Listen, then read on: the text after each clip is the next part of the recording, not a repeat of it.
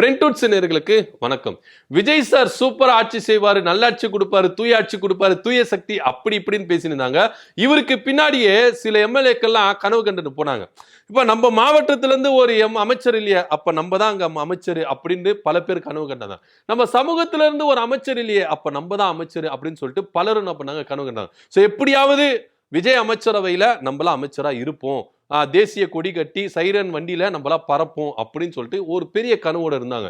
கனவா கன்றீங்க கனவு, இந்தாங்க மண்ணு அப்படின்னு சொல்லிட்டு அவங்க கனவுல மண்ணை வாரி போட்டிருக்கிறார் விஜய் அவர்கள். என்ன அப்படின்னா, அதிமுக ஒரு பிரிவினர் C V Shanmugam, SP Velumani, Vijayabaskar மூலியமா ஒரு எம்எல்ஏக்கள் குரூப் கிட்டத்தட்ட 28 பேர் என்ன பண்றாங்க, விஜய்க்கு ஆதரவு தெரிவிச்சிருக்காங்க.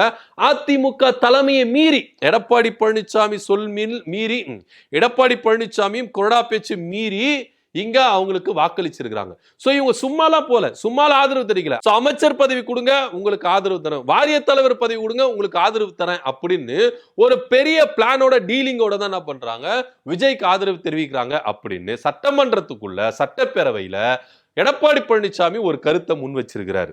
சோ இவங்க எல்லாருமே பதவி சுகத்துக்காக தாங்க போறாங்க, சும்மா கொள்கைக்காகலாம் இவங்க இல்ல அப்படின்னு ஒரு குற்றச்சாட்டை வச்சிருக்காருன்னு வச்சுங்களேன். சோ இப்போ தாவேக்காவுல ஒரு கனவு கண்டிருப்பாங்க, நம்ம கண்டிப்பா அமைச்சர் ஆயிடுவோம், நம்ம கண்டிப்பா அமைச்சர் ஆயிடுவோம் அப்படின்னு ஒரு பெரும் கனவோட இருப்பாங்க. சோ இவங்க உள்ள போறதுனால அவங்களுக்கு எல்லாம் அடி வாங்குது, அவங்க கனவுல எல்லாம் மன்னவாரி போற பெரிய ஆப்பு வச்சிருக்கிறார் விஜய் அவர்கள் அப்படின்னு சொல்லி. இப்ப விஜய் மேல என்ன விஷயம்னா, நீங்க ஊழல் இல்லாத ஒரு ஆட்சி, தூய்மையான ஆட்சி அப்படின்னு கொடுப்பீங்களே, இப்போ ஊழல் வழக்குகள் நிலுவையில் இருக்கிற இந்த ஊழல் சக்திகளை கொண்டு வந்துட்டா எப்படி சார் உங்களால தூய சக்தியா இருக்க முடியும், தூயாட்சி தர முடியும் அப்படின்ற ஒரு பெரிய கேள்வி விஜய் மேல எழும்புது. யாரெல்லாம் விஜய்க்கு ஓட்டு போட்டாங்களோ, யாரெல்லாம் விஜய்க்கு ஆதரவா பேசினாங்களோ, இன்னைக்கு அவங்க எல்லாருமே திருப்பி கேள்வி கேட்க ஆரம்பிச்சுட்டாங்க. அப்படின்னா பாஜக எப்படி ஒரு தூய மிஷின் வச்சு அந்த மிஷின்ல தோய்த்தவங்க எல்லாருமே குற்றம் சாட்டப்படல, ஊழல் பண்ணல அப்படின்னு சொல்லிட்டு ஒரு மிஷின் வச்சிருக்கோம், அதை காப்பி பேஸ்ட் பண்ணி விஜய் அவர்கள் தமிழ்நாட்டில் ஒரு வாஷிங் மிஷின் வச்சிருக்காரு.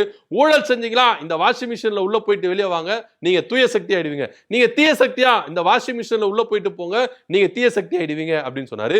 திமுக கூட்டணியை கல்லாப்பெட்டி கூட்டணி அப்படின்னாரு. இன்னைக்கு விஜய் அவர்கள் இந்த திமுக கூட்டணியில் இருக்கிற கட்சிகளுக்கு எவ்வளவு கொடுத்து கல்லாப்பெட்டி கட்டி வச்சிருக்காரு அப்படின்னு நம்மளுக்கு தெரியல. சோ இதை பத்தியோட கருத்து என்ன அப்படின்னு கீழே கமெண்ட் பண்ணுங்க. நன்றி, வணக்கம்.